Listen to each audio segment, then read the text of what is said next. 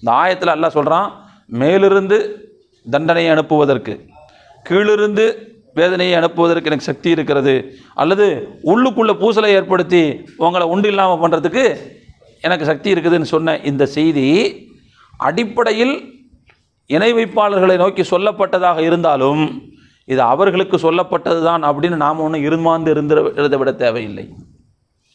நமக்கு இல்லை அப்படின்னு நினச்சிக்கிற வேண்டாம், நமக்கும் இது உண்டு. அல்லாஹ்வினுடைய கட்டளைகளையும் அவனுடைய அறிவுறுத்தல்களையும் நாம் மதிக்காத நேரத்தில், அதை கண்டும் காணாமல் அலட்சியப்படுத்துகிற நேரத்தில் இதே விஷயம் நமக்கும் வர்றதுக்கு வாய்ப்பு இருக்கிறது. அதனால் நாம் இது அவங்கள பார்த்து சொல்லப்பட்ட விஷயம் நமக்கு இல்லை அப்படின்னு நாம் என்ன செய்ய தேவையில்லை, அலட்சியமாக இருந்துவிட தேவையில்லை. இதை நாம் கவனிக்கணும், இதையும் நம்ம கவனிக்க வேண்டியது இருக்கிறது.